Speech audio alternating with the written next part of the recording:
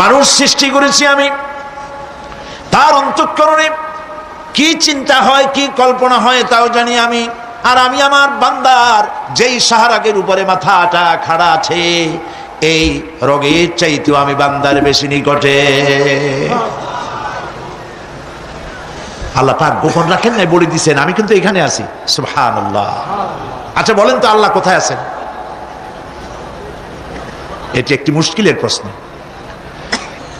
সাধারণত লোকেরা বলে আল্লাহ সব জায়গায় আছে। এই কথা, এই জবাব সঠিক নয়। আকীদা সাফ হতে হবে। আল্লাহ সব জায়গায় আছে এই কথা সঠিক নয়। যদি আল্লাহ সব জায়গায় থাকেন তাহলে দুনিয়ার সব জায়গা ভালো না, কিছু কিছু খারাপ আছে, তাহলে খারাপ জায়গায়ও থাকতে হয়। নাউযুবিল্লাহ বলেন। আল্লাহ কোথায় আছে এই প্রশ্ন আল্লাহরই করি। সওয়ালে মুকদ্দারের জবাব, পৃথিবীর মানুষ আল্লাহকে প্রশ্ন করবে তুমি কোথায় আছো। রব্বুল আলামিন প্রশ্ন করার আগে জবাব দিয়ে দিয়েছেন আর রাহমানু আলাল আরশি ইস্তাওয়া। আল্লাহ পাক আরশে আজিমে আছেন। কোথায় আছেন বলে? এক আঙ্গুল আকাশের দিকে উঁচু করে বলেন আল্লাহ কোথায় আছেন? আরশে আজিমে আছেন। সুবহানাল্লাহ। তবে আরশে আজিমে আছেন যে অবস্থা এমন নয় যে তিনি সাংঘাতিক রকমের কুয়াশার কারণে বাংলাদেশে কি হইতেছে তা দেখতে পান না। সে আল্লাহ রাব্বুল আলামিন সব কথা পরিষ্কার করে বলেছেন আমি তোমার ঘাড়ের কাছে। তার মানে আল্লাহর ইলম, তার নজর, তার সামা এবং তার বাসার, তার দেখা, তার শোনা, তার ইলম সবটা আমাকে ঘিরে আছে, আমি তার বাইরে নাই। আল্লাহ মানুষকে সতর্ক করতেছেন মা ইয়ালফিযু মিন কাওলিন ইল্লা লাদাইহি রাকীবুন আতীদ। মানুষ এমন কোনো কথা বলে না যা আমার ফেরেশতারা রেকর্ড করে না রাখে। যা করো তাও লেখা হয়, যা বলো তাও লেখা হয়ে যায়। আল্লাহ রাব্বুল আলামিন কোরআনে কারীমের মধ্যে বলেছেন আল্লাযী খালাকাল মাউতা ওয়াল হায়াতা লিয়াবলুয়াকুম আইয়ুকুম আহসানু আমালা। আমি পরীক্ষার জন্য এই জীবন দিয়েছি, তোমাদেরকে পরীক্ষা হবে। এই পরীক্ষা জীবন আর মৃত্যু দুটো জিনিস দিয়েছি পরীক্ষা করার জন্য। এই পরীক্ষার জন্য তোমরা পাস করতে পারো। পরীক্ষা আসছে, এখন প্রশ্নপত্র সব ফাঁস করে দেওয়া হয়েছে। প্রশ্নগুলি সঠিকভাবে আদায় করুন, প্রশ্নগুলি পড়ুন এবং জীবনটাকে সেইভাবে গড়ুন। নামাজটা সহি করে আদায় করুন। বহু মুসলমান আছে নামাজই পড়ে না, নামাজ পড়তে জানেও না। নবী করিম সাল্লাল্লাহু আলাইহি ওয়াসাল্লাম বলেছেন সাল্লু কামা রাআইতুমুনি উসাল্লি। নামাজ পড়ো সেইভাবে যেভাবে আমাকে তোমরা পড়তে দেখো। সুবহানাল্লাহ। আর রাসূলুল্লাহ কেমনে নামাজ পড়তেন এইটা বর্তমান বিশ্বের শ্রেষ্ঠ হাদিস বিশারদ আল্লামা নাসিরউদ্দিন আলবানী তিনি ইন্তেকাল করেছেন। আল্লাহ পাক তাকে জান্নাতুল ফেরদাউসের মেহমান বানায় নিক, বলেন আমিন। তার লেখা বই আছে রাসূলুল্লাহ সাল্লাল্লাহু আলাইহি ওয়াসাল্লামের নামাজ। বইয়ের নাম রাসূলুল্লাহ সাল্লাল্লাহু আলাইহি ওয়াসাল্লামের নামাজ। ছোট্ট একটা বই। এই বইটা আপনারা কিনবেন। এই বইটা যেভাবে লেখা আছে নামাজ সেইভাবে পড়বেন। নামাজ রাসূল করিম ঠিক যেভাবে পড়েছেন ওইভাবেই লেখা আছে। আপনি আন্দাজে পড়লে হবে না, টুকুর টাকুর করে কয়েকটা সেজদা দিলেই হবে না। তা দিলে আর কান একটা সেজদা থেকে আরেকটা সেজদার মাঝখানে সময় দিতে হবে, রুকু থেকে দাঁড়ায় সময় দিতে হবে, ধীরে ধীরে নামাজ পড়তে হবে। অথচ আমরা নামাজ পড়ি সব থেকে ব্যস্ততার সাথে, দ্রুত, রকেট সার্ভিস। কোরআন শরীফের ভিতরে নামাজের গুরুত্ব সর্বাধিক দেওয়া হয়েছে। নামাজের কথা কয়বার বলা হয়েছে? 82 বার। 82 বার আল্লাহ পাক বলেছেন নামাজ আদায় করো। 82 বার বলেছেন। আর নবীজি বলেছেন লা দীনা লিমান লা সালাতা লাহু। যার কাছে নামাজ নাই তার কাছে দ্বীন বলে কোনো জিনিস নাই। মান তারাকা সালাতান মুতাআম্মিদান ফাকাদ কাফারা। ইচ্ছে করে যে ব্যক্তি নামাজ ছেড়ে দিল কাফের হয়ে গেল, বলেন নাউযুবিল্লাহ। কিয়ামতের দিন বুখারী শরীফের হাদিস, আল্লাহ পাকের নবী বলেছেন কিয়ামতের দিন সর্বপ্রথম আল্লাহ জিজ্ঞেস করবেন বান্দা নামাজ পড়ছো কিনা। প্রথম প্রশ্ন কি বলেন? প্রথম প্রশ্ন কি? যার নামাজ কবুল তার সমস্ত নেক আমল মঞ্জুর, যার নামাজ কবুল হবে না কোনোটাই মঞ্জুর হবে না। কথা বুঝতে পেরেছেন? নামাজ সঠিকভাবে আদায় করতে হবে। নবী করিম সাল্লাল্লাহু আলাইহি ওয়াসাল্লাম ইন্তেকালের 5 দিন আগে থেকে জ্বর আক্রান্ত হলেন, রোগাক্রান্ত হলেন, জ্বরে আর মাথার যন্ত্রণায় অস্থির হয়ে যেতে লাগলেন। বেহুশ হন, আবার হুশ হন। যেদিন তিনি ইন্তেকাল করবেন তার আগের দিনেও তিনি জোহরের নামাজ পড়ার জন্য সাহাবীদের কাঁধের উপরে ভর দিয়ে নামাজ পড়তে গেছেন, পা উঁচু করে নিতে পারেন নাই, পা টেনে টেনে নিয়েছেন। তিনি সেখানে খুতবা দিলেন, বললেন, ও আমার উম্মতেরা, এই পৃথিবীতে আল্লাহ রাব্বুল আলামিন তার এক বান্দাকে পৃথিবীর সব জাগতিক সম্পদ দিতে চেয়েছিলেন, কিন্তু সেই বান্দা সব জাগতিক সম্পদকে উপেক্ষা করে আল্লাহর সঙ্গে দিদার করা বেশি পছন্দ করেছেন। কেউ কিছুই বুঝলো না। হযরত আবু বকর রাদিয়াল্লাহু তাআলা আনহু খুব কাঁদতে লাগলেন। তিনি বুঝতে পেরেছেন যে এই পৃথিবীতে সমস্ত সম্পদ দিতে চেয়েছিলেন আল্লাহ যাকে, তার নাম বিশ্বনবী। তিনি সবগুলি উপেক্ষা করে আল্লাহর সঙ্গে দিদার করা বেশি পছন্দ করেছেন। আমরা অতি তাড়াতাড়ি নবীজি থেকে নবীর এতিম হয়ে যাব। পরের দিন ইশার নামাজের রক্ত হলো, আজান হয়ে গেল, মসজিদে মুসল্লিরা ভরে গেছে, সাহাবায়ে কেরাম সব এসে গেছেন। হুজুরের জন্য বহুক্ষণ অপেক্ষা করার পর হযরতে আবু বকর রাদিয়াল্লাহু তাআলা আনহু তিনি ইমামতির জায়গায় দাঁড়ায় গেছেন। নবীজি বেহুশ অবস্থায় ছিলেন ঘরের মধ্যে। হুশ আসার পর তিনি হযরত আয়েশাকে বললেন, আয়েশা, মসজিদে নববীতে এখন কি হতেছে? তিনি বললেন, নামাজ হচ্ছে। লোকেরা আপনার অপেক্ষা করেছে, কিন্তু আপনাকে না পাইয়া দীর্ঘক্ষণ অপেক্ষা করার পর আপনাকে না পেয়ে আমার বাবার ইমামতিতে তারা নামাজ পড়তেছে, কিন্তু মুসল্লিদের মধ্যে কান্নার রোল পড়ে গিয়েছে। তাদের ধারণা হয়েছে নবীজির জায়নামাজে যখন হযরত আবু বকর দাঁড়ায় গেছে, নবীজির পিছনে নামাজ পড়া আর আমাদের কিসমতে হবে না। নবীজি বলছেন, আয়েশা রে, মসজিদে নববীর দিকের দরজাটা খুলে দাও, আমি নামাজের দৃশ্য দেখতে চাই। দরজা খুলে দেওয়া হলো। নবীজি কোন রকম মাথা উঁচু করে মসজিদে নববীতে নামাজের দৃশ্য নিজে অবলোকন করে আবার শুয়ে পড়লেন। হযরত আয়েশা লক্ষ্য করে দেখেন নবীজির চোখের পানি দিয়ে কোনা দিয়া পানি বেয়ে বেয়ে পড়ছে। হযরত আয়েশা প্রশ্ন করলেন, ইয়া রাসূলুল্লাহ, নামাজের দৃশ্য দেখি কাঁদছেন কেন?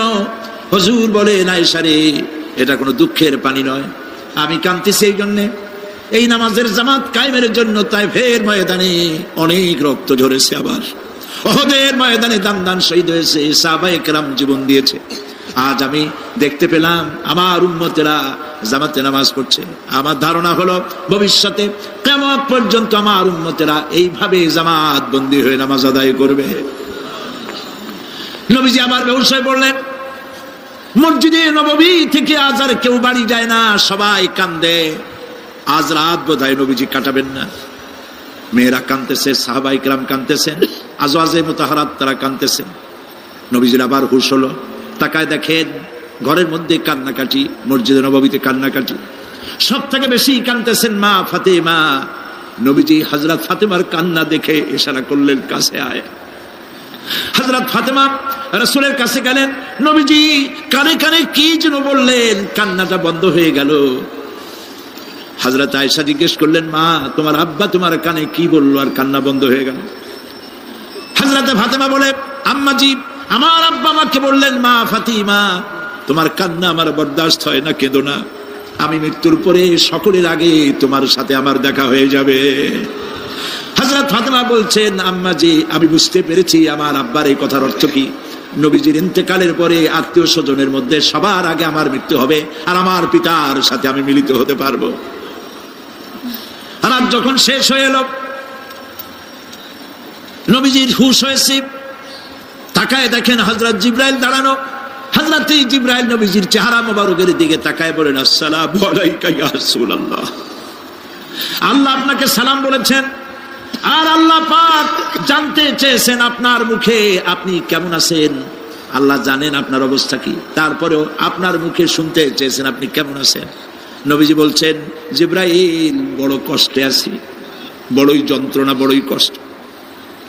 হযরত জিবরাইল বলছেন, ইয়া রাসূলুল্লাহ, আজকে এক নতুন ফেরেশতা আমি সাথে করে নিয়ে এসেছি। এই ফেরেশতা পৃথিবীর কোন নবী অথবা কোন মানুষের কাছে যাওয়ার জন্য অনুমতি চায় না, আজ আপনার কাছে অনুমতি ভিক্ষা চায় কাছে আসার জন্য। ওই ফেরেশতার নাম হচ্ছে মালাকুল মউত। হযরত মালাকুল মউত বলেন, ইয়া রাসূলুল্লাহ, এই পৃথিবীতে আদম আলাইহিস সালাম থেকে নিয়ে পর্যন্ত কোন মানুষের জান কবজের জন্য আমার অনুমতি চাওয়া লাগে নাই, আর কোনোদিন লাগবে না। আজ আমি আসার সময় আল্লাহ বলেছেন আপনার জান কবজের জন্য আমি যেন আপনার কাছে অনুমতি ভিক্ষা চাই। নবীজি বলছেন আমি যদি অনুমতি না দেই তো কি হবে?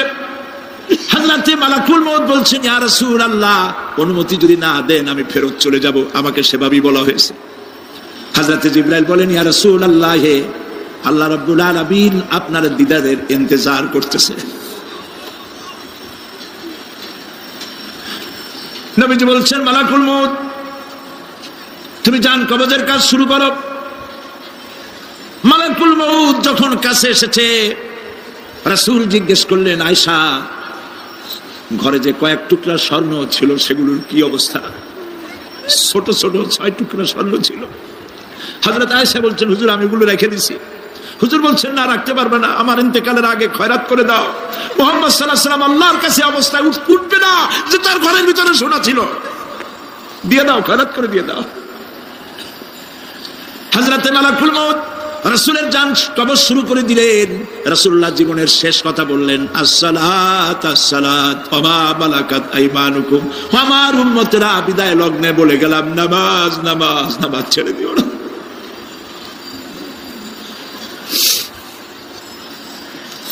প্রিয় ভাইরা, নবী করিম সাল্লাল্লাহু আলাইহি ওয়াসাল্লাম জীবনের শেষ কথা বলে গেছেন নামাজ।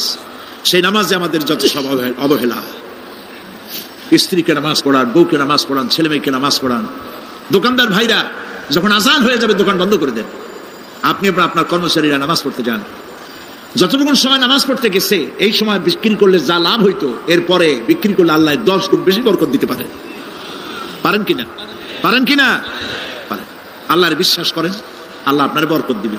আপনার কর্মচারী, দোকানদারে, বাড়ি ঘরে স্ত্রী পুত্র পরিজন যারা আছে সবাইকে নামাজি বানাবার জন্য চেষ্টা করেন। নামাজ রোজা ইত্যাদি করুন। মিথ্যা বলবেন না, ওজনে কম দিবেন না, খাদ্যে ভেজাল দিবেন না, ঘুষ খাবেন না, ঘুষ দিবেন না, মানুষের উপর অত্যাচার করবেন না, কাউকে কষ্ট দিবেন না, মানুষ যেন আপনার ব্যবহারে কষ্ট না পায়। আল্লাহ পাক বলেছেন ওয়াকুলু লিন্নাসি হুসনা, মানুষের সাথে সুন্দর সুন্দর কথা কও। নবী করিম সাল্লাল্লাহু আলাইহি ওয়াসাল্লাম বলেছেন মানুষের সাথে যদি হাসি মুখে কথা বলো একটা সদকা দেওয়ার সমান সওয়াব হয়ে যাবে। মানুষকে ভালোবাসো, গরিবদের ভালোবাসো, তাদের অর্থ করি দাও, পয়সা করি দাও, তোমার যা আছে দিতে থাকো। কুয়ার পানি যত উঠাবেন তত কুয়ার পানি ভালো থাকবে, আর পানি উঠাবেন না কুয়ার পানি পচে যাবে। এই জন্য আল্লাহর রাস্তায় পয়সা যত ইনকাম হচ্ছে খরচ করতে থাকেন, আল্লাহ পাক দিতে থাকবেন। আল্লাহ পাক বলেছেন যে সদকার মালকে আল্লাহ বৃদ্ধি করে দেন, আর দান সদকা যারা করে না, যাকাত দেয় না, তাদের মালকে আল্লাহ ধ্বংস করে দেন, হালাক করে দেন। এগুলোর দাম নাই, অশান্তি বাড়বে। বউ কথা শুনবে না, সন্তানাদি কথা শুনবে না, মামলা মোকদ্দমা, অশান্তি আর অশান্তি। আর আল্লাহর পথে থাকুন, আল্লাহ শান্তি বাড়ায় দেবেন। আমরা বলি আমিন। প্রিয় ভাই সব, আমি কিছু আলোচনা আজকে আল্লাহ পাক যা করাইছেন এগুলি যেন আল্লাহ আমারে আমল করার তৌফিক দেন। আমি মাঝে মধ্যে ভয় পাই, একদিন তো এই খবর নিশ্চয়ই হবে যে সাইদি বিদায় হয়ে গেছে। সেদিন খালি হাতে যেন আল্লাহর কাছে না যাই, আমি যেন আসামি না হই যে আমি যা বলছি মানুষকে 40 বছর একটানা যা বললাম আমি নিজে আমল করতে পারি নাই। এরকম ভিক্ষুক যেন আমি না হই, আমি যা মানুষকে বলেছি আমি যেন তা আমল করতে পারি। আমি আপনাদের কাছে দোয়া চাই। আমরা কেউ বাঁচবো না, এই যে দেখা হলো আবার দেখা নাও হইতে পারে। সেই জন্য আমরা আমাদের জীবনকে যেন তৈরি করি। আপনারা কোরআন শরীফ পড়ুন, দিন শিখুন, ঈমান শিখুন, ভালো থাকুন, ভালো হয়ে চলুন। আল্লাহ রাব্বুল আলামিন পরীক্ষার জন্য আমাদেরকে এই ময়দানে ছেড়ে দিয়েছেন। প্রশ্ন কি হবে আল্লাহ সব বলে দিয়েছেন। প্রশ্ন কি হবে? তোমার যৌবন, এ ব্যাপারে প্রশ্ন করা হবে। কোন পথে ইনকাম করেছো প্রশ্ন করা হবে। কোন পথে খরচ করেছো প্রশ্ন করা হবে। দ্বীনের ইলম যতটুকু হাসিল করেছিলে তার কতটুকু নিজে পালন করেছো, আর দ্বীনের দাওয়াত কতটুকু মানুষের কাছে পৌঁছায়ছো, প্রত্যেকটি ব্যাপারে কিয়ামতে আল্লাহর কাছে জবাব দিতে হবে। এই জন্য কবি বলছেন আমল সে জিंदगी बनती है ये जन्नत भी व जहन्नम भी ये खाकी अपनी फितरत है ना नारी ना नूरी। মানুষের জীবন আমল দিয়ে গঠন হয়, আমল দিয়ে জীবন গড়ে, নইলে এই মাটির তৈরি দেহ জান্নাত আর জাহান্নামের কিছু দিয়ে তৈরি হয় নাই। আপনি ইচ্ছে করলে দেহটাকে জাহান্নামের জন্য উপযোগী করতে পারেন, ইচ্ছে করলে এই দেহটাকে জান্নাতের জন্য উপযোগী করতে পারেন। এটি আপনার ইখতিয়ারে আল্লাহ দিয়েছেন। আপনাকে বাধ্য করা হয় নাই যে সেজদা না দিলে ফেরেশতা এসে ঘাড়ের উপরে পিটাবে, সুদ ঘুষ জেনা করলে পরে ঠ্যাং পিটায় ভেঙে দেওয়া হবে না। আপনি বাধ্য নন। আপনি সম্মানিত জীব, আল্লাহ সম্মানিত প্রাণী আল্লাহ পাকের, সেই জন্য মানুষকে বাধ্য করা হয় নাই। অটোনোমাস বডি, অটোনমি দেওয়া হয়েছে, আপনাকে স্বাধিকার দেওয়া হয়েছে। চন্দ্র সূর্যের ব্যাপারে স্বাধিকার দেওয়া হয় নাই। রাত এখন 7:35, সূর্যের বাপেরও ক্ষমতা নাই বাংলাদেশে এখন উঁকি মারে, ঠিক কিনা? সে এখন আমেরিকায় রোদ দিচ্ছে, তাপ দিচ্ছে আমেরিকায়। ওকে নির্ধারণ করা হয়েছে যেভাবে, সেইভাবেই করতে হবে। পানি বলেন, পাহাড় বলেন, পাখি বলেন, চন্দ্র বলেন, গ্রহ বলেন, নক্ষত্র বলেন, সব জিনিস বাই হুক অ্যান্ড ক্রুক আল্লাহর হুকুম মানতে বাধ্য। কোরআনে কারীমে আল্লাহ পাক বলেছেন, আফা গায়রা দীনিল্লাহি ইয়াবগুন ওয়া লাহু আসলামা মান ফিস সামাওয়াতি ওয়াল আরদি তাওআন ওয়া কারহা। আল্লাহর দেওয়া জীবন ব্যবস্থা ছেড়ে দিয়ে তোমরা কি অন্য কোন মতবাদ তালাশ করো? ওয়া লাহু আসলামা মান ফিস সামাওয়াতি ওয়াল আরদ, অথচ আকাশে যা আছে, জমিনে যা আছে, সব আনুগত্যের মস্তক আমার সামনে অবনত করে দিয়েছে। সুবহানাল্লাহ। মানুষকে আল্লাহ পাক ইখতিয়ার দিয়েছেন, ইচ্ছে করলে মাহফিলও আসতে পারেন, ইচ্ছে করলে সিনেমাও ঢুকতে পারবেন, অসুবিধা নেই। অসুবিধার জন্য কিয়ামত, ওখানে হিসাব হবে। এখানে আপনি সূর্য চন্দ্র ফেরেশতা, ফেরেশতারও কোনো মাজাল নাই, কোনো ইখতিয়ার নাই আল্লাহর হুকুমের বাইরে কিছু করে। আল্লাহ যা করতে বলেছেন তাই করতে হবে, এর বাইরে এক চুলও নড়তে পারবে না। কিন্তু মানুষেরা করতে পারবে। মানুষ ইচ্ছে করলে নামাজ রোজা ছাড়তে পারে, ইচ্ছে করলে আল্লাহর অমান্য করতে পারে। এটা তার বিচারের জায়গা না, এটা হলো পরীক্ষার জায়গা। এটা কিসের জায়গা? পরীক্ষার জায়গা। এখানে আপনি কামাই করলে ওখানে কিছু পাবেন, এখানে কামাই না করলে কিছু পাবেন না। আরো সোজা করে বলি, কোন কৃষক, যে কৃষক আষাঢ় মাসে শ্রাবণ মাসে জমিন চাষ করে না, পৌষ মাসে তার গোলায় ধান আসবে? কথা বোঝেন নাকি বোঝেন না? পৌষ মাসে গোলায় ধান আসবে? কোনো পাগলও বলবে না যে তুমি তো চাষই করো নাই, তুমি জমিনে, তোমার জমিনের ফসল তোমার ঘরে আসবে কেন?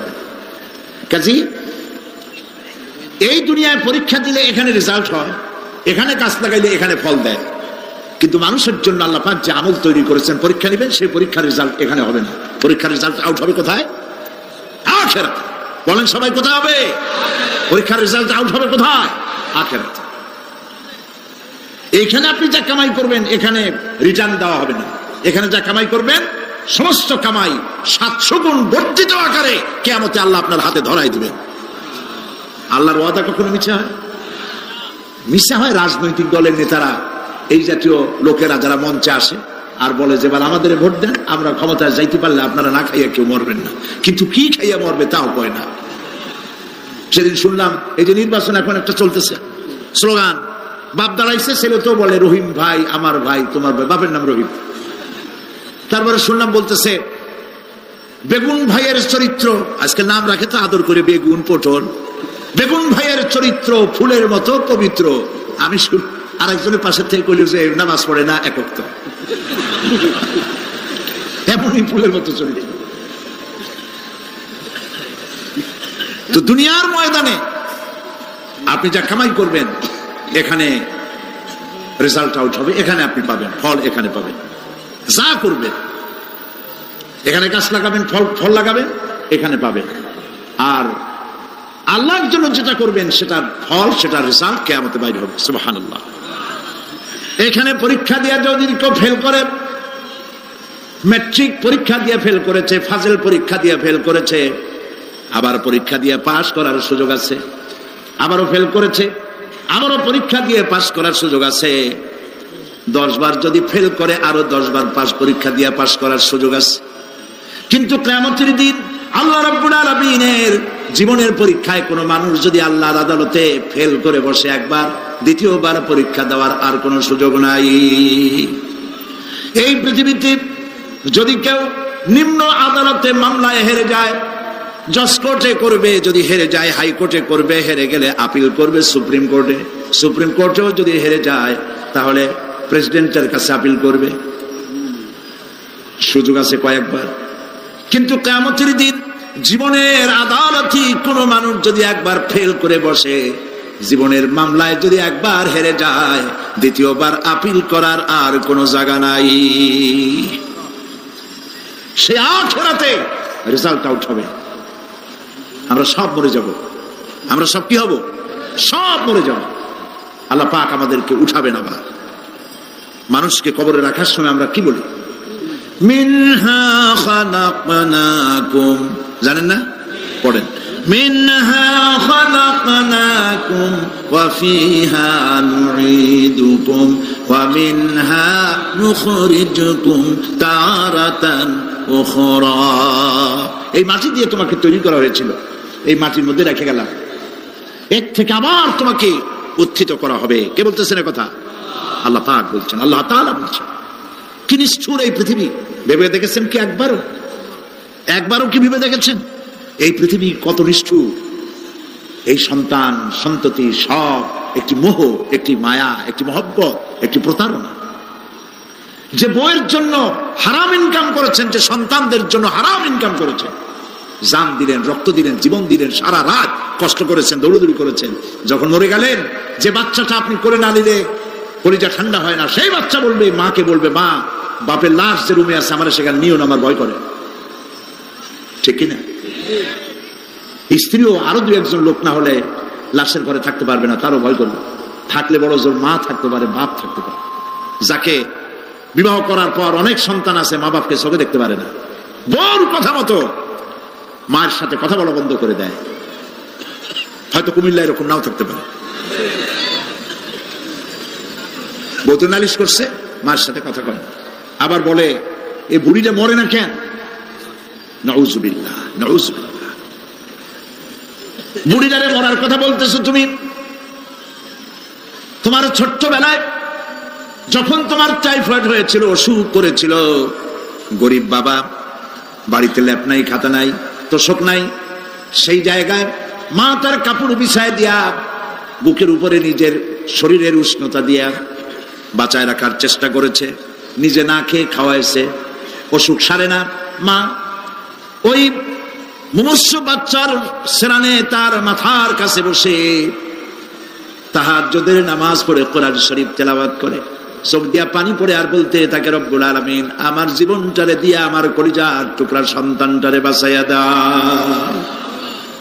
যেই মা নিজের জীবন দিয়া সন্তান বাঁচাইতে চাইলো, সেই সন্তান আজকে বউ পাইয়া মাকে ভুলে যায়, মায়ের সাথে খারাপ ব্যবহার করে। আল্লাহ রাব্বুল আলামিন বলেছেন, মা বাবার সঙ্গে খারাপ ব্যবহার করো না, ভালোবাসায় কথা বলো। ওয়াকুল লাহুমা কাওলান কারীমা, সম্মান সূচক কথা বলো। মা বাবার জন্য দোয়া করো আমার কাছে। কে বলতেছে? আল্লাহ তাআলা বলছেন দোয়া করো আমার কাছে এই ভাষায়, রব্বিরহামহুমা কামা রাব্বায়ানি সাগীরা। পড়েন সবাই, রব্বিরহামহুমা কামা রাব্বায়ানি সাগীরা। আয় আমার রব, আমার মা বাপ যেমনি ছোটবেলায় আমাকে অত্যন্ত যত্ন করে লালন পালন করেছে, আল্লাহ তাআলা তুমি দয়া করে আমার মা বাপকে তোমার রহমতের করে লালন পালন করো। সুবহানাল্লাহ। প্রত্যেক নামাজের পর সকলে এই দোয়া পড়বেন, মনে থাকবে? মনে থাকবে? প্রিয় ভাই সব, সেই কিয়ামতের মাঠে আমাদেরকে উঠতে হবে, আল্লাহর দরবারে উঠতে হবে। সেই সময় আমাদেরকে কেউ উপকার করবে না। ইয়াউমা লা ইয়ানফাউ মালুন ওয়ালা বানুন, সম্পদ আর সন্তান সন্ততি কোনো কাজে লাগবে না। মা তার সন্তানকে চিনবে না, সন্তান তার মাকে চিনবে না, বাপ তার সন্তানকে চিনবে না, কেউ কাউকে পরিচয় দিবে না। কি মারাত্মক অবস্থা! মানুষ চরম অসহায় হয়ে যাবে। চতুর্দিকে ফেরেশতার আনাগোনা, সূর্য মাত্র 1 হাত উপরে, প্রচন্ড তাপ নিয়ে সূর্য অবস্থান নেবে, মাথার চান্দি ফেটে গিয়ে গুনাহগারের মাথার মগজ গলে গলে পড়তে থাকবে। পিপাসার যন্ত্রণায় জিহ্বাটা ঝুলে কুকুরের মতো করে নাভিস্থল পর্যন্ত ঝুলে পড়বে। কেউ উপকার করবে না, কেউ জিগাবেও না। অনেক লোক আছে পীরের কাছে মুরিদ হয়, আর মনে করে পীর সাহেব তারে কিয়ামতে সুপারিশ করবে। অসম্ভব। আয়াতুল কুরসির মধ্যে আমরা পড়ি মানদাল্লাযী ইয়াশফাউ ইনদাহু ইল্লা বিইজনিহি। কে আছে এমন, কার হিম্মত আছে আল্লাহ পাকের বিনা অনুমতিতে কথা বলে? সুবহানাল্লাহ বলে। কোথার পীর কোথার খাজা বাবা হারায় যাবে। ইব্রাহিম আলাইহিস সালামের মতো পয়গম্বর কি মনে করে আল্লাহর খলিল। ইব্রাহিম আলাইহিস সালাম আল্লাহর কি? আল্লাহর খলিল। আল্লাহর খলিল কিয়ামতের দিন বলবেন আল্লাহ পাক, আয় আল্লাহ তাআলা, আমার বাপের কাছে আমার একটা ওয়াদা ছিল, আমি সুপারিশ করবো তার জন্য, তুমি দয়া করে আমার বাপকে জাহান্নাম থেকে ক্ষমা করো, আমি তার জন্য সুপারিশ করতেছি। আল্লাহ তাআলা বলবেন, ইব্রাহিম তোমার সুপারিশ মঞ্জুর হলো না। কথা বুঝতেছেন না? বুঝতেছেন না? ইব্রাহিম আলাইহিস সালাম যদি বাপের জন্য সুপারিশ করতে না পারে, ইব্রাহিম আলাইহিস সালাম তিনি যদি তার বাপের জন্য সুপারিশ করিয়া যদি ব্যর্থ হন, আপনার পিশাব কোন কামে লাগবে চিন্তা করেন। নবী করিম সাল্লাল্লাহু আলাইহি ওয়াসাল্লামকে প্রশ্ন করা হয়েছে, হে রাসূল আপনার আব্বা আম্মার অবস্থা কি হবে? কথা কি শোনেন নাকি? আপনার আব্বা আম্মার অবস্থা কি হবে? নবী করিম সাল্লাল্লাহু আলাইহি ওয়াসাল্লাম বলেছেন, আমি আমার আব্বা আম্মার কোন উপকারে আসব না। ইন্না লিল্লাহি ওয়া ইন্না ইলাইহি রাজিউন। তাহলে কোন সাহসে মনে করতেছেন কোন পীর কোন একটা বিদেশ থেকে দেশের থেকে একটা নাজিল হলো আর ওইটার পিছনে পিছনে দৌড়াবেন, সে আপনারা নাজাত দেবে, তার পায়ে চুমা খাবেন? এই পায়ে হাত দিয়ে কদম বুঝি করা বাদ দেন। টাকা ইনকাম করার জন্য মানুষকে ভুল পথে পরিচালিত করছে অনেক পীর, আছে না? খালি মানুষে টাকা দেয়, জামায় অনেক পকেট, খালি টাকা নেয় সমানে ঢুকাইতে থাকে চতুর্দিক দিয়ে, বাইরে বোঝার উপায় নাই। কিন্তু অনেক পীর আছে এমন, ঢাকা শহরে বড় বড় মার্কেটের মালিক, আমি জানি, বড় বড় মার্কেটের মালিক, বিরাট ব্যবসায়ী, জামা পরিষ্কার করে না 2 মাসেও, মানুষের দেখাবার জন্য গামছাটা নাকের কাছে ধরে ফট ফট করে আওয়াজ করে, মনে হয় যেন কাঁদতেছে। আর্টিফিশিয়াল প্রচন্ড হাবিজাবি জিকির শিখায়। লা ইলাহা কতক্ষণ, ইল্লাল্লাহ কতক্ষণ, আল্লাহ আল্লাহ কতক্ষণ, কোথায় পাইছো? ইল্লাল্লাহ ইল্লাল্লাহ কিসের জিকির? ইল্লাল্লাহ মানে কি? আল্লাহ ছাড়া, আল্লাহ ছাড়া, আল্লাহ ছাড়া, আল্লাহ ছাড়া কি? কাজী রাসূলুল্লাহ যা করেন এগুলি বেদাত। এই সব পীরের পাশে যাবেন না, মনে থাকবে।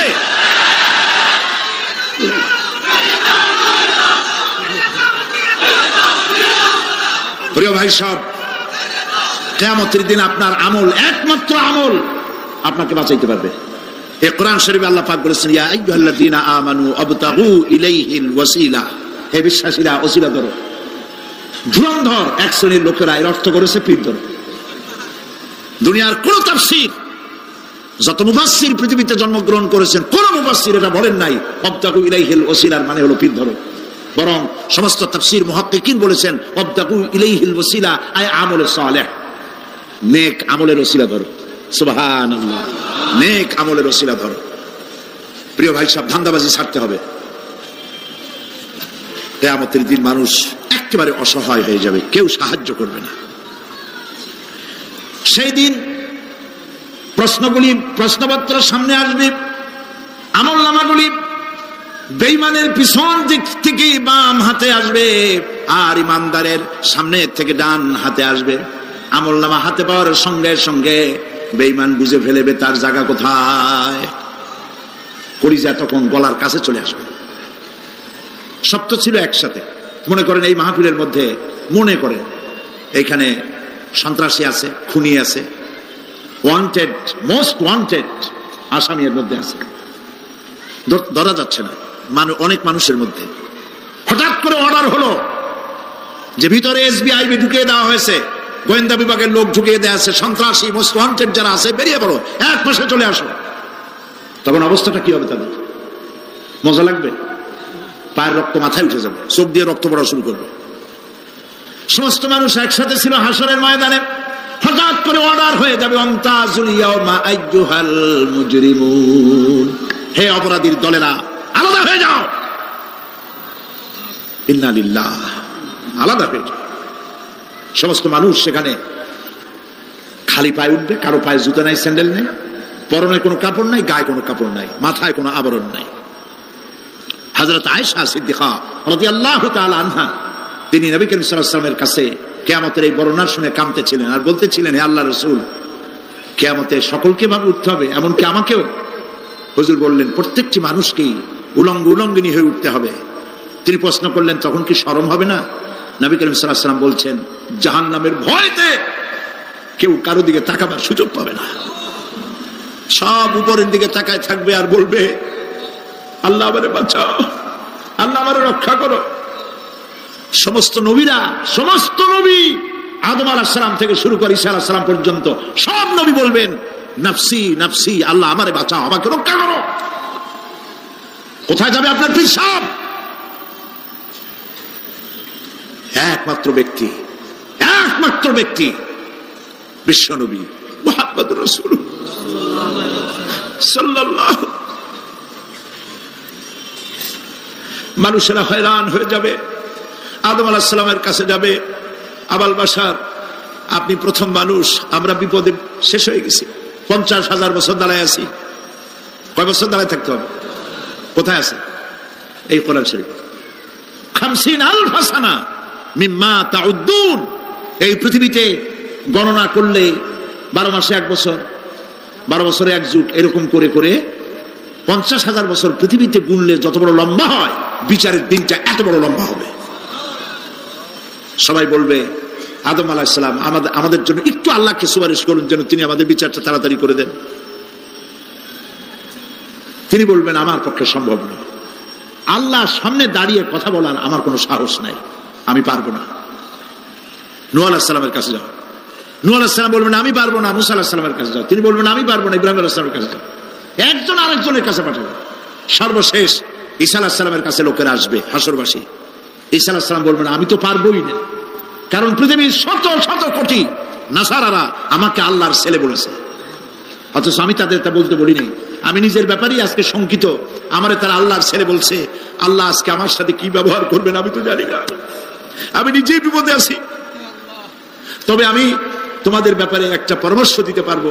একজন ব্যক্তি আছে যার কাছে গেলে তিনি কথা বলতে পারবেন, তিনি বিশ্বনবী রাহমাতুল লিল আলামিন জনাব মুহাম্মদ রাসূলুল্লাহ সাল্লাল্লাহু আলাইহি ওয়াসাল্লাম। তার কাছে চলে যাও,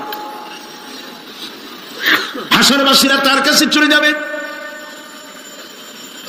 নবীজি সকলের কথা শুনে সিজদায় পড়ে কাঁদতে থাকবেন। তিনি বলবেন, হাসরবাসীদের কাজ ষষ্ঠ করবেন, এই কাজ আমার কাজ, আমি বলবো আল্লাহ পাককে। তিনি সিজদায় পড়ে কাঁদবেন। রব্বুল আলামিন প্রশ্ন করবেন, হে আমার রাসূল, আপনার তো আজকে কান্দার দিন না, আপনি কাঁদেন কেন?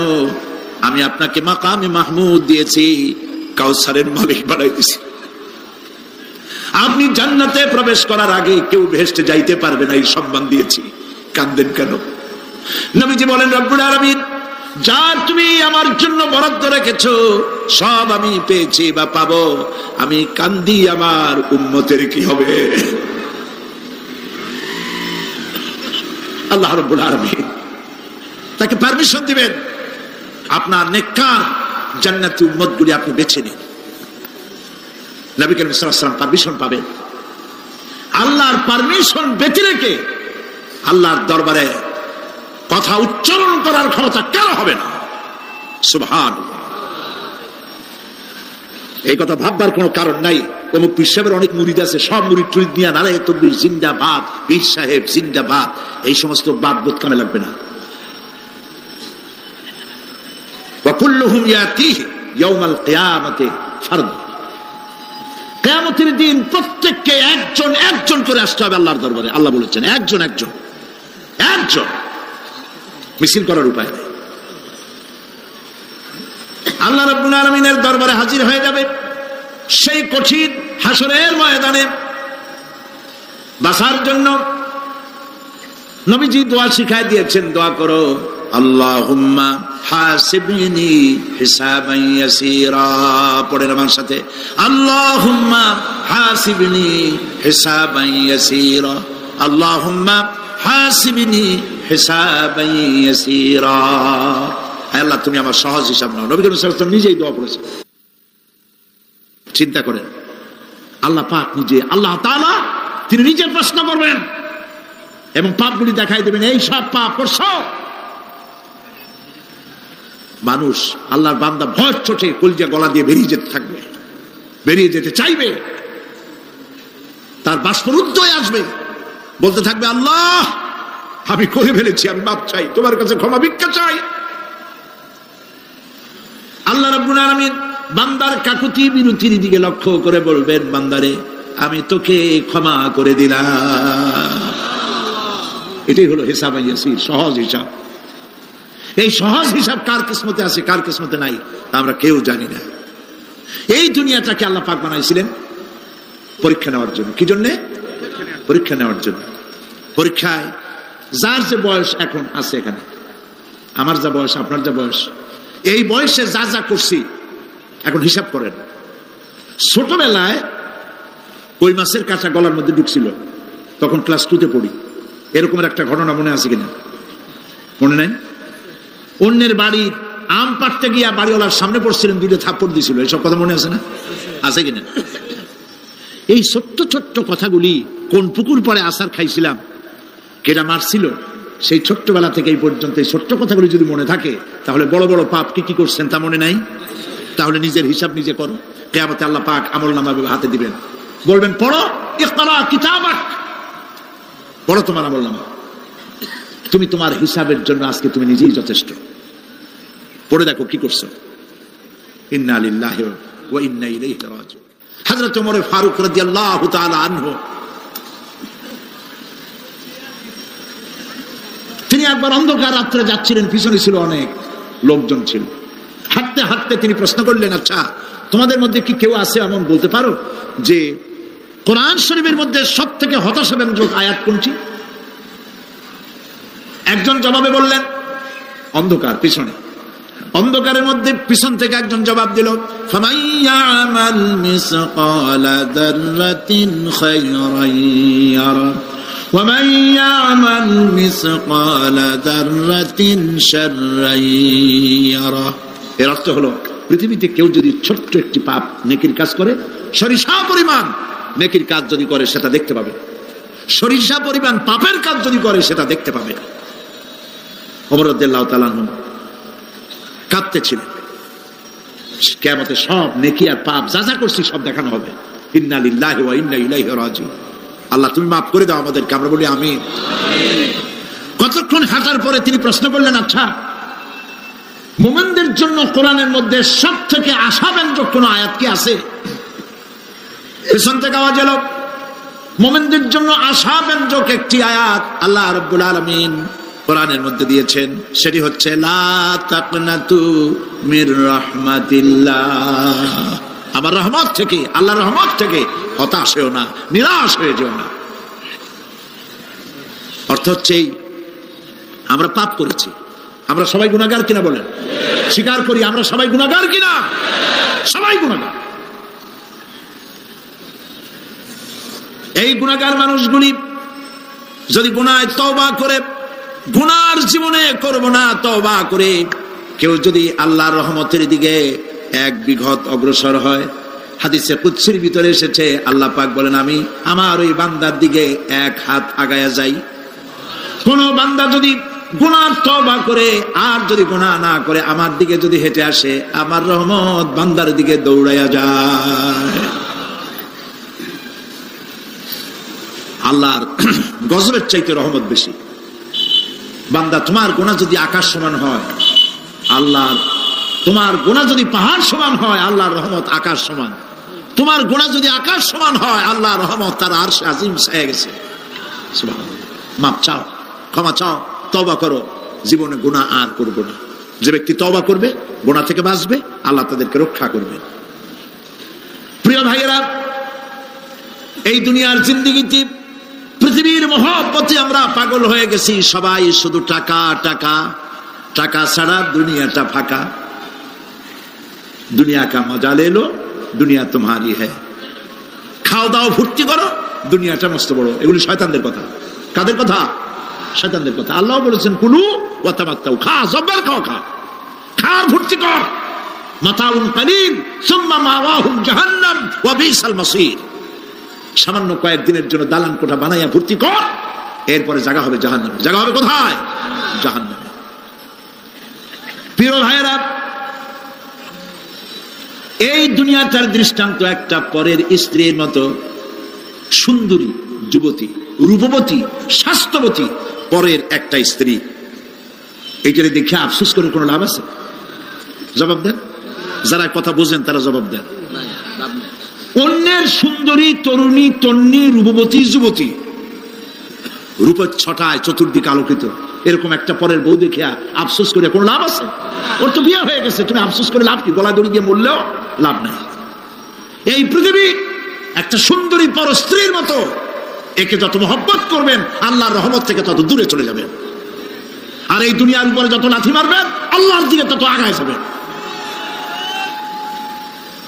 খালি টাকা চাই, টাকা টাকা।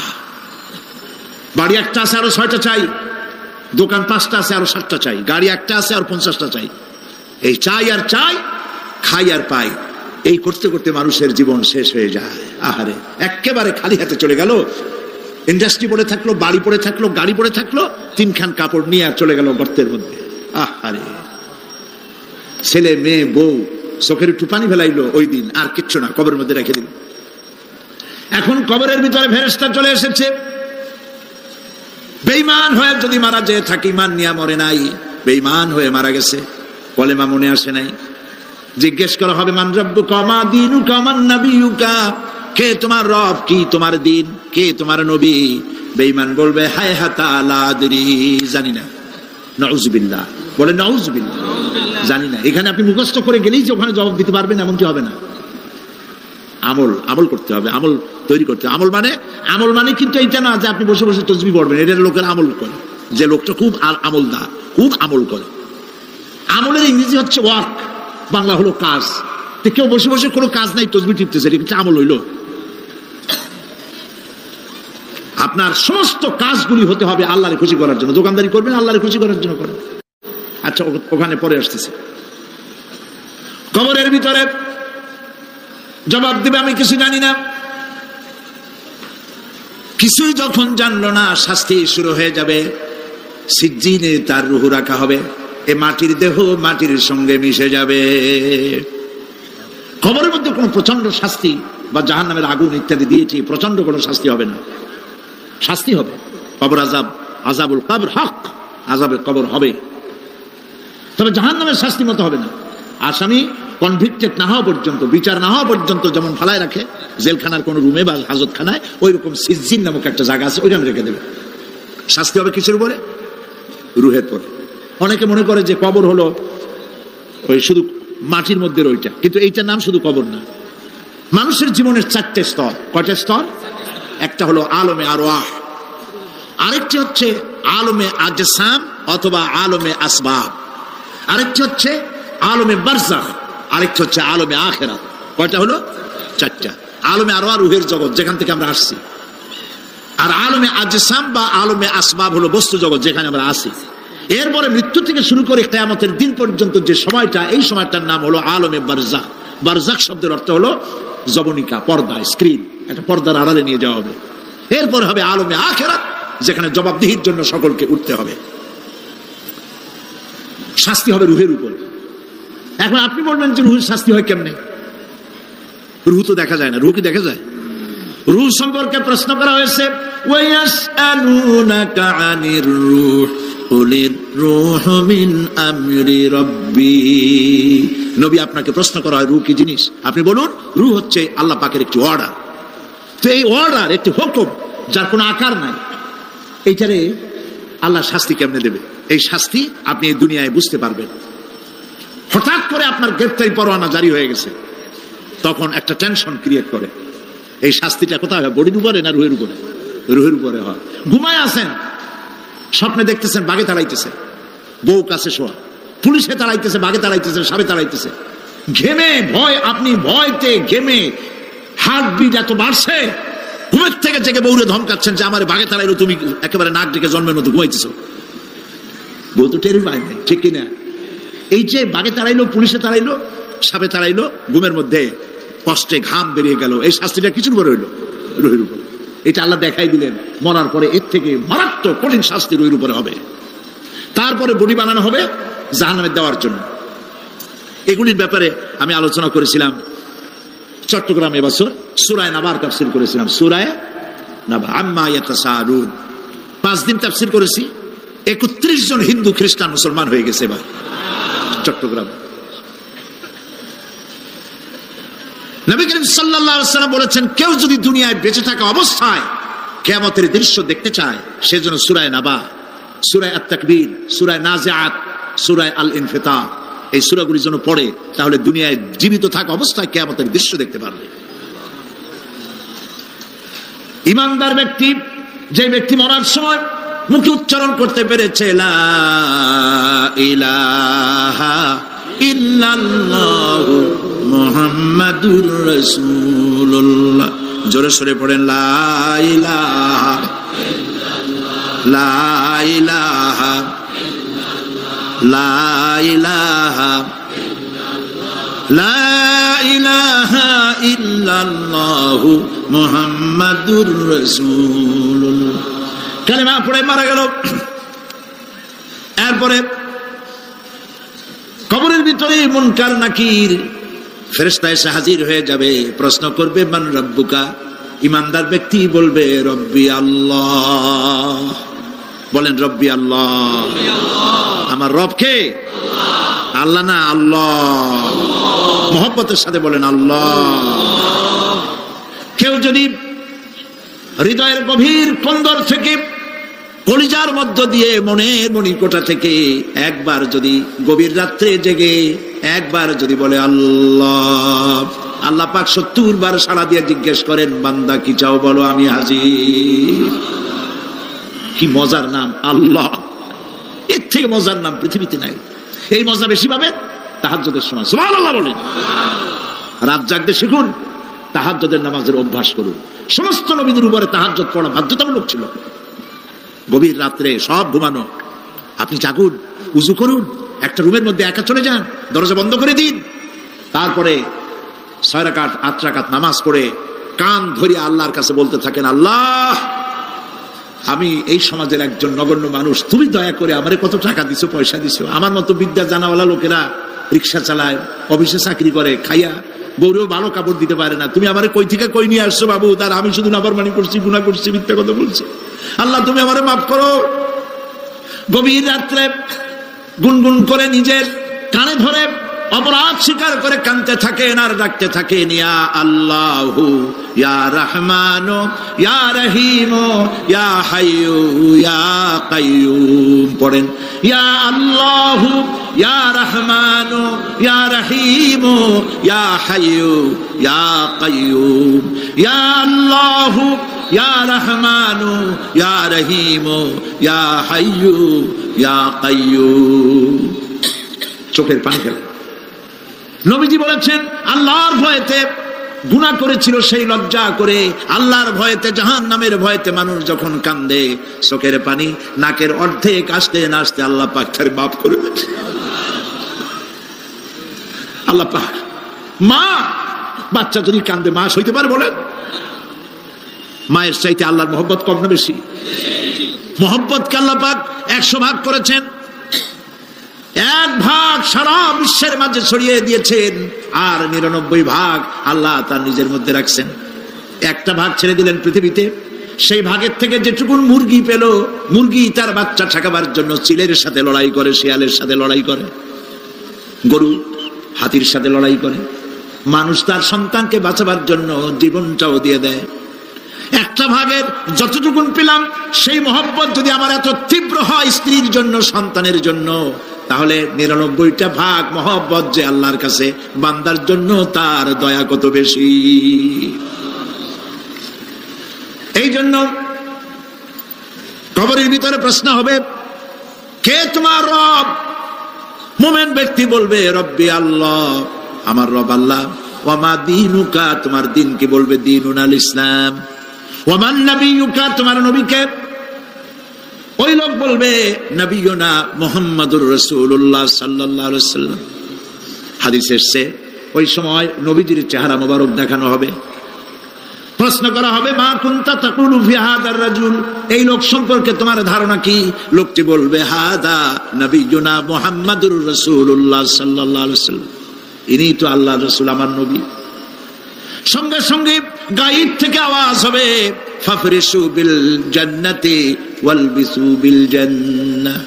ও আমার ফেরেশতারা, আমার বান্দার জন্য জান্নাতের বিছানা কবরের মধ্যে বিছায় দাও, আর আমার বান্দাকে জান্নাতের পোশাক পরায় দাও। জান্নাতের পোশাক পরায় দাও, জান্নাতের বিছানা বিছায় দাও, আর তার কবরটাকে প্রশস্ত করো। ইলা মাদ্দা বাসারা, যদ্দূর তার চোখের দৃষ্টি যায় অদ্দূর বড় বানায় দাও কবর। ফেরেশতারা বলবেন, নম কানাউমুল উরুস, দুলামিয়া যেমন বাসর সজ্জায় বৌমিয়া ঘুমায়, তুমি আরামে ঘুমায় থাকো ইলা ইয়াউমিল কিয়ামা। ভাই সাহেব, এই পৃথিবীর সব ফাঁকিবাজি, মোহ, সব মোহ, স্ত্রী, পুত্র, পরিজন, মাল, ধন, কিচ্ছু না, কোনো দাম নাই। আল্লাহকে ভয় করুন, আল্লাহকে ভয় করে চলুন। ভয় তো করতে পারলাম না। এত বড় একটা রমজান মাস চলে গেল, রোজা আসছিল তাকওয়া সৃষ্টি করার জন্য, সারা জীবন রোজা রাখলাম, মুত্তাকি হইতে পারলাম না। এটা ঠিক কিনা বলুন?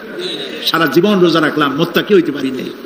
এখনো মিথ্যা কথা বলি, ওজনে কম দেই, খাদ্যে ভেজাল দেই, কথা ঠিক কিনা? মিথ্যা কথা বলতেছেন। মিথ্যা কথা বলা কবিরা গুনাহ, মিথ্যা কথা বলা সমস্ত গুনার মা। কথায় কথায় মিথ্যা বলা হচ্ছে। দোকানদারি করতেছেন, কষ্ট করে মাল কিনছেন, লাভের জন্যই তো কিনছেন, মিথ্যা কোন কেন? ওজনে কম দিচ্ছেন, ভেজাল দিতেছেন, ভেজাল দিয়া কম দিয়া কয় টাকা উপার্জন করবেন? আর কতগুলি খাইতে পারবেন আপনি? চাউলের মধ্যে তুষ দিলেন, কুড়া দিলেন, পাথর দিলেন। আহারে মুসলমান, কি কপাল পোড়া! ওজন দিতে গিয়া একটু খিস দিয়া ধরে যেদিকে পাথরটা, আর মালটা যেদিকে সেদিকে একটু নিচু করে দেয়। যে কেনে সে মনে করে মাশাআল্লাহ, লোকটা তো খুব ভালো, আবার তো বেশি দিছে। কিন্তু বাড়ি যায় দেখবেন আপনারা 14 গ্রাম কম দিয়েছেন। ও 14 গ্রাম তো না, এখন তো গ্রাম বলে। আগে তো আমরা ছটক মটক বলছি, এখন গ্রাম বলে সুবিধার জন্য। এগুলি কি আমি বানায় বলতেছি না? কথা ঠিক। লাভটা কি? কি লাভ? জমিনের আইল ঠেলতেছেন, পরের জমিন দখল করতেছেন, বোনেরে ঠকাইছেন, ভাইরে ঠকাইছেন, ভাইয়ের সম্পত্তি ফেরত দেন নাই। আহা, এই যে দুরবস্থার সৃষ্টি হলো, আমলের পরিবর্তন হলো না। মসজিদ বানাইছি সব দালান, মসজিদগুলি সব বিল্ডিং হয়ে গেছে। নবী করিম সাল্লাল্লাহু আলাইহি ওয়াসাল্লাম বলেছেন, মাসাজিদুহুম আমিরাতুন ওয়া হিয়া খারাবুম মিনাল হুদা। মসজিদগুলি সব দালান হয়ে যাবে শেষ যুগে। এগুলি নবী করিম সাল্লাল্লাহু আলাইহি ওয়াসাল্লাম ভবিষ্যৎবাণী। মসজিদগুলি কি হবে? সব বিল্ডিং হয়ে যাবে। ওয়া হিয়া খারাবুম মিনাল হুদা, হেদায়েত থেকে খালি হয়ে যাবে। হেদায়েত নাই, খালি মসজিদ, building, tiles, mosaic, air condition সব আছে, হেদায়েত নাই।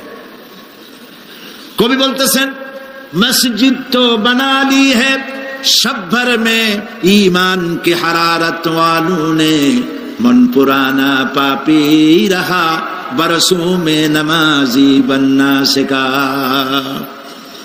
মন চাইছে তাড়াতাড়ি করে মসজিদ একটা বানাই ফেলাইছে, কিন্তু বছর বছর নামাজ পড়লো, মন সেই পুরানা পাপী রয়ে গেছে, সেই পাপ থেকে সে বাঁচতে পারে নাই। এই জন্য বিশ্ব কবি আকবাল বলেন, মসজিদ মে मरसिया खाए के नमाजी न रही, मस्जिद में मरसिया खाए के नमाजी न रही, यानी वो साहिबे औसाफ हिजाजी न रही। মসজিদ আটকানতেছে, আমার সেই নামাজি কই? যেই নামাজিরা যখন নামাজ পড়তো, পাখি এসে মাথার উপরে বসতো, পাখিতে বুঝতে পারতো না যেটা মানুষ না গাছ। সুবহানাল্লাহ। আর এখন ইমাম যদি নামাজ পড়তে আত্মাহিত পড়তে দেরি করে, ধীরে ধীরে পড়তেছে, পিছন থেকে সিগন্যাল মারা শুরু করে।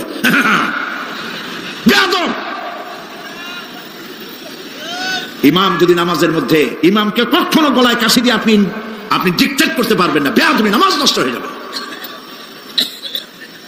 অনেকে করে কিনা বলো, ওর নিজেরটা শেষ হয়ে গেছে, এই জন্য ইমাম করে না কেন, সেই জন্য কাশি দেয়। এটা ফাজলামি করার জায়গা নয়।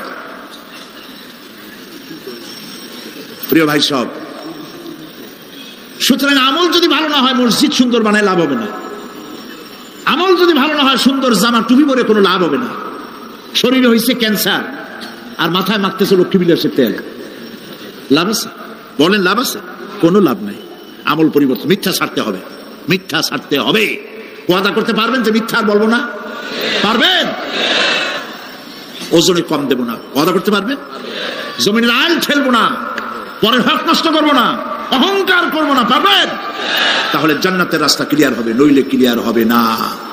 ওয়াদা করি, বলেন ইয়া আল্লাহ। দুই হাত উঁচু করেন, বলেন ইয়া আল্লাহ, তোমার পবিত্র নামে কসম করি ওয়াদা করি যতদিন পর্যন্ত মালাকুল মউত আমার মাথার কাছে না আসতেছে, ফরজ নামাজ ফরজ রোজা ছেড়ে দেব না। ইয়া আল্লাহ, আর মিথ্যা কথা বলবো না, ওজনে কম দেব না, খাদ্যে ভেজাল দেব না, অধীনস্থ নারীদেরকে বেপরদা রাখবো না, অহংকার করব না, সুদ খাবো না, সুদ দেব না, ঘুষ খাবো না, ঘুষ দেব না, শিরক করব না, বিদআত করব না। আল্লাহ তাআলা তুমি দয়া করে আমার ওয়াদা কবুল করো, আমিন। হাত নামা। আল্লাহ পাক কবুল করুন, সবাই বলেন আমিন। যদি এই ওয়াদা পালন করতে পারি জান্নাতের রাস্তা ক্লিয়ার হয়ে যাবে। আর ওয়াদা পালন করতে পারবো না, ওয়াজের মাহফিলে আইসা কোনো লাভ নেই। বছরের পর বছর ওয়াজ শুনবেন, আমলের পরিবর্তন হবে না, কোনো লাভ নাই। দোকানদারেরা ওজন টোজন ঠিক মতো দেন, মিথ্যা কথা বলা বাদ দেন, ওজন একটু কমাইয়া দিয়া, খাদ্যে ভেজাল দিয়া কোনো লাভ নাই। এগুলি আপনি কবরে নিতে পারবেন না, শুধু পাপ আর পাপ। কথা বুঝে আসছে আপনাদের? প্রত্যেকটি মানুষকে তাওহীদবাদী হতে হবে, শিরক মুক্ত হতে হবে। শিরক হলো মাজার গুলিতে গিয়ে মনের আশা আকাঙ্ক্ষা সেখানে বলা, এটি হচ্ছে শিরক। এই কাজ আপনারা করবেন না। কুমিল্লা কি মাজার আছে? আছে? কোন মাজারে যাবেন না, কোনোদিন যাবেন না, কোন প্রয়োজন নাই। বিপদে পড়েছেন, উযু করবেন, মসজিদে চলে যাবেন, সুবহানাল্লাহ বলেন। মসজিদে গিয়ে 2 রাকাত কাজায়ে হাজাতের নামাজ পড়বেন, আল্লাহর কাছে কাঁদবেন। মাজারে যিনি শুয়ে আছেন বিশ্বাস করেন, কোরআন শরীফ আমার সামনে, বিশ্বাস করুন, যিনি কবরে শুয়ে আছেন আপনাকে 4 পয়সার উপকার করতে পারবে না। মাঝখানে আপনি শিরকের গুনাহ নিয়ে আল্লাহর দরবারে হাজির হবেন। মাজারে টাকা দিবেন না, পয়সা দিবেন না, মানত করবেন না। মাজার একটা ব্যবসা। মাজার আজকাল কি? মাজার আর রস সব ব্যবসা।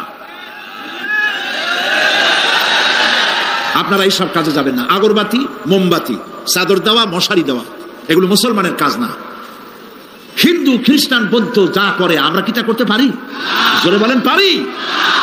কবরে যদি একটু চিন্তা করেন ভাইরা, মাথাটা একটু খাটান, কবরে যদি চাদর দেওয়াই লাগে তাহলে রাসূল করিম সাল্লাল্লাহু আলাইহি ওয়াসাল্লামের কবরের উপরে সোনার সুতা দিয়ে চাদর দেওয়া উচিত ছিল।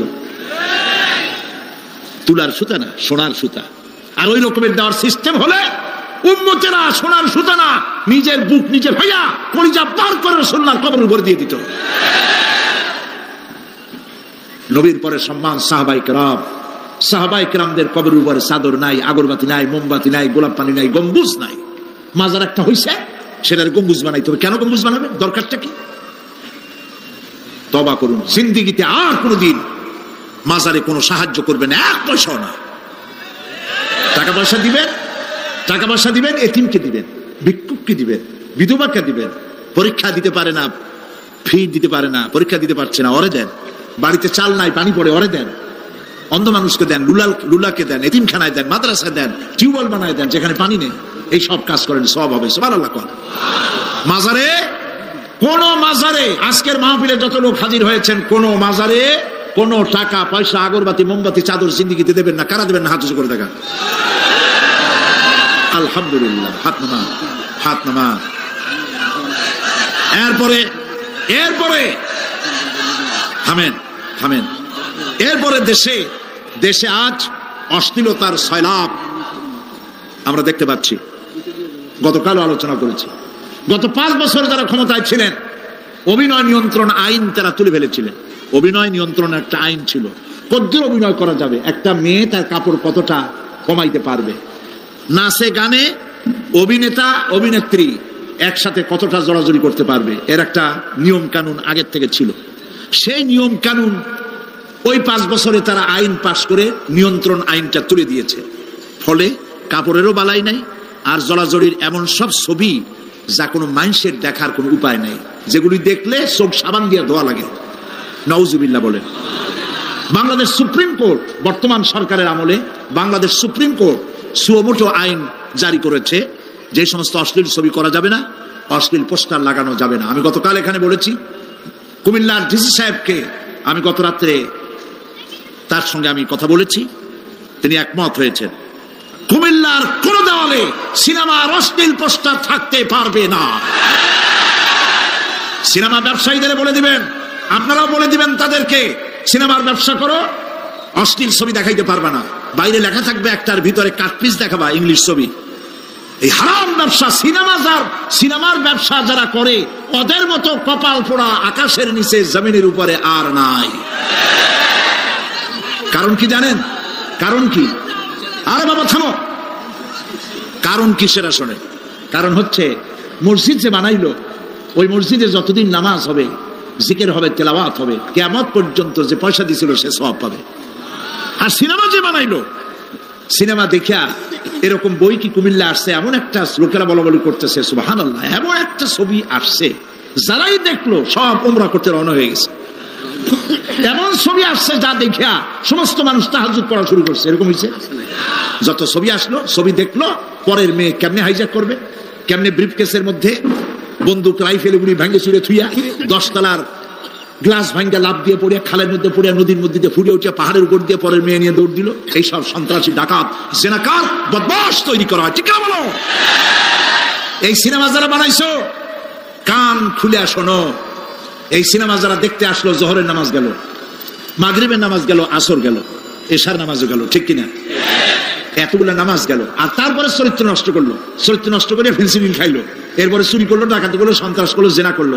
বেটা তুই মর, যে সিনেমা বানাইছো মর, মরে দেখবি কিয়ামত পর্যন্ত এই সিনেমা দেখে যত লোকের চরিত্র নষ্ট হয়েছে সমস্ত পাপ মাথায় নিয়ে কিয়ামতে আল্লাহর দরবারে দাঁড়াতে হবে। সুতরাং সিনেমার ব্যবসায়ীরা কানে ধরে সিনেমায় ঝাঁটা মেরে দূর করে দাও। যদি মুসলমান হও, মুসলমানের যদি জন্ম দিয়ে থাকে, সিনেমার ব্যবসা বাদ দিয়ে দাও। আল্লাহ রহম করুক, বলেন আমি। কপাল পোড়া না হইলে সিনেমার ব্যবসা, এত ব্যবসা থুইয়া তুমি মানুষের চরিত্র ধ্বংস করার জন্য ব্যবসা করতেছ। এরপরে আকাশ সংস্কৃতি, কে যাবে? আকাশ সংস্কৃতি ডিশ এন্টিনার মাধ্যমে, সাইবার ক্যাফে এগুলি বানায়া রাস্তার মোড়ে মোড়ে দোকান করে, কম্পিউটারের ভেতরে, ক্যাসেটের ভিতরে, ইন্টারনেট ইত্যাদির মধ্য দিয়ে অশ্লীল ছবি প্রদর্শিত হচ্ছে। রাস্তার মোড়ে মোড়ে উঠতি বয়সের যুবক যুবতী মেয়েগুলি নষ্ট হয়ে যাচ্ছে। নাউজুবিল্লাহ বলে। এগুলি জনগণকে ঐক্যবদ্ধ হতে হবে, এগুলির বিরুদ্ধে মোকাবেলা করতে হবে, সরকারকে এগিয়ে আসতে হবে অশ্লীলতা বন্ধ করার জন্য। কারণ আল্লাহ পাক বলেছেন, প্রকাশ্য এবং গোপনীয় সব রকমের অশ্লীলতা আল্লাহ পাক হারাম করে দিয়েছেন। অশ্লীল কোনো কাজ করা যাবে না। প্রিয় ভাই সব, আমরা যদি আমাদের আমলকে গঠন করতে পারি, কিয়ামতের দিন নাজাত পাবো। আমল যদি গঠন করতে না পারি, তাহলে কিয়ামতের দিন বাঁচার কোনো উপায় নাই। প্রিয় ভাইয়েরা, এখন মোনাজাত হবে, মোনাজাতের পর আজান হবে। রব্বানা যালামনা আনফুসানা ওয়া ইন লাম তাগফির লানা ওয়া তারহামনা লানাকুনান্না মিনাল খাসিরিন। সবাই পড়েন আমার সাথে, রব্বানা যালামনা আনফুসানা ওয়া ইন লাম তাগফির লানা ওয়া তারহামনা লানাকুনান্না মিনাল খাসিরিন। হে আল্লাহ তাআলা, তোমার আরশে আজিম থেকে তাকায় দেখো, কুমিল্লার ঈদগাহ ময়দানে বিশাল ময়দান, রাস্তাঘাট, মানুষ উপচে পড়েছে, লাখো জনতা। আমরা গুনার বোঝা নিয়ে তোমার দরবারে হাত তুলেছি। রব্বুল আলামিন, আমাদের গুনার দিকে তাকায়ও না, আমাদের চোখের দিকে আর মুখের কাকুতি মিনতির দিকে তাকায়া আমাদের জিন্দেগির গুনাহ মাফ করে দাও। রব্বুল আলামিন, সারা জীবন নাফরমানি করেছি, শিরক বিদআত সহ এমন কোন গুনাহ নাই যা কম বেশি আমরা করি নাই। আল্লাহ তাআলা দয়া করে আমাদের জীবনের গুনাহ মাফ করে দাও। আয় আল্লাহ তাআলা, আমাদের মধ্য থেকে যাদের আব্বাজান দুনিয়া থেকে বিদায় হয়ে গেছে, আমাদেরকে কত কষ্ট করে তারা মানুষ করেছিলেন, আজকে তারা দুনিয়ায় নাই। আল্লাহ তাআলা, বিদেশে যদি আত্মীয় স্বজন চলে যায় মাসে মাসে অথবা প্রতিদিন টেলিফোনে খবরও পাওয়া যায়, আমাদের মা বাপ দুনিয়া থেকে বিদায় হয়ে গেছে বছরের পর বছর, যুগের পরে যুগ, কি অবস্থায় আছে কোনো খবর জানি না। রব্বুল আলামিন, আমাদের গর্ভধারিণী জনম দুঃখিনী মা নিজে না খেয়ে আমাদেরকে খাওয়াইছেন, গর্ভে রেখে কষ্ট করেছেন, ডেলিভারি করতে কষ্ট করেছেন, 2.5 বছর বুকের দুধ খাওয়াইয়া মানুষ করেছেন। আমাদের মা বাপ যাদের দুনিয়া থেকে বিদায় হয়ে গেল, আল্লাহ কবরটাকে জান্নাতের টুকরা বানায়া দাও। রব্বিরহামহুমা কামা রব্বায়ানি সগীরা। সবাই পড়েন রব্বিরহামহুমা কামা রব্বায়ানি সগীরা। আয় আল্লাহ তাআলা, সারা পৃথিবীতে আজ মুসলমানদের বড়ই দুর্দিন, মুসলমানদের পক্ষে কথা বলার লোক আজ আর নাই। আল্লাহ তাআলা কাশ্মীরের মুসলমানেরা কষ্ট পেতেছে, তাদেরকে পাখির মতো গুলি করে হত্যা করা হচ্ছে। প্যালেস্টাইনি মুসলমানদেরকে অভিশপ্ত ইহুদিরা মারতেছে। আল্লাহ তাআলা বাগদাদে যে ইরাকে অনেক নবীর মাজার আছে, মাহবুবে সুবহানি, কুতুবে রব্বানি, শেখ মহিউদ্দিন আব্দুল কাদের জিলানী রহমতুল্লাহ আলাইহি যে মাটিতে শুয়ে আছেন, মুসলমানের দেশ। আয় আল্লাহ তাআলা, কাফেরেরা সব ঐক্যবদ্ধ হয়েছে, মুসলমান দেশগুলি শেষ করে দেবে। আল্লাহ তোমার কাছে সাহায্য চাই। চেচনিয়া, বসনিয়া, প্যালেস্টাইন, কাশ্মীর সহ দুনিয়ায় যত জায়গায় মুসলমানেরা বিপদে আছে, আল্লাহ তুমি নিজে সাহায্য করো রব্বুল আলামিন। আমরা মুসলমান, আমরা গুনাহ করেছি, সাহায্য চাবার মতো যোগ্যতা হারিয়ে ফেলেছি। আল্লাহ আমরা স্বীকার করি আমরা গুনাহগার। আয় আল্লাহ, আমরা হাজারবার স্বীকার করি, নত শিরে স্বীকার করি আমরা গুনাহগার। কিন্তু একটা ভালো পরিচয় আমাদের আছে, সেই পরিচয়টা হলো আমরা তোমার হাবিবের উম্মত। আয় আল্লাহ তাআলা, তোমার হাবিবের সাদকায় আল্লাহ তুমি দুনিয়ার মুসলমানদের দিকে রহমতের নজরে তাকাও। আল্লাহ আমাদের জীবনের গুনাহ মাফ করে দাও। আল্লাহ মুসলমানদেরকে তুমি সাহায্য করো রব্বুল আলামিন। কিয়ামতের দিন যেদিন পায়ের নিচে হবে তামার মতো মাটি, গুনাহগারের মাথার চান্দি ফেটে গিয়ে মগজগুলো গলে গলে পড়বে, জিহ্বাটা নাভিস্থল পর্যন্ত ঝুলে পড়বে, ময়দানে সারা পড়বে পানি পানি বলে। আল্লাহ ওই দিনে তোমার হাবিবের হাতের কাউসারের পেয়ালা আমাদের নসিব করে দিও। তোমার হাবিব বলেছেন 3000 বছর ধরে তুমি জাহান্নামের আগুনকে উত্তপ্ত করেছো, রক্ত মাংসের শরীর নিয়ে আমরা আগুনে জ্বলতে পারবো না। আল্লাহ জাহান্নামের আগুন আমাদের জন্য হারাম বানায়া দাও। আল্লাহুম্মা আজিরনা মিনান নার। সবাই পড়েন আল্লাহুম্মা আজিরনা মিনান নার, আল্লাহুম্মা আজিরনা মিনান নার। আয় আল্লাহ তাআলা, আমাদের আকীদা, আমাদের বিশ্বাস হলো এই, আমরা এখন কোথায় বসা তুমি দেখতে পাচ্ছ, আমরা কি বলতেছি তুমি নিশ্চয়ই শুনতে পাচ্ছ।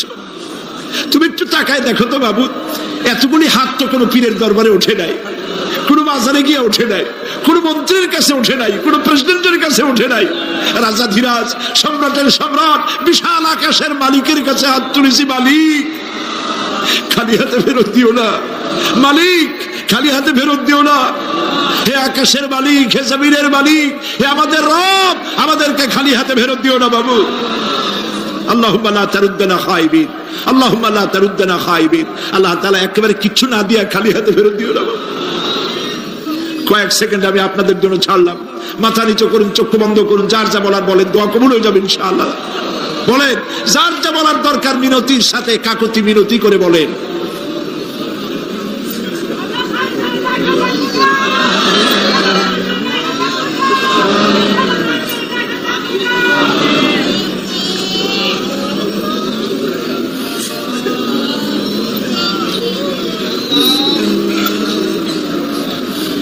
আল্লাহ তাআলা, তোমার বান্দারা তুমি তাকায় দেখো, আসামির মতো বসছে, কি চাইতেছে তুমি শুনতে পাচ্ছ।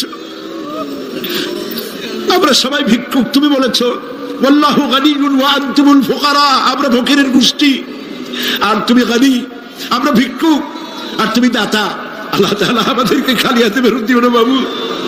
এই মাঠ থেকে কেউ যেন গুনার বোঝা নিয়ে ফিরে না যায় বাবু।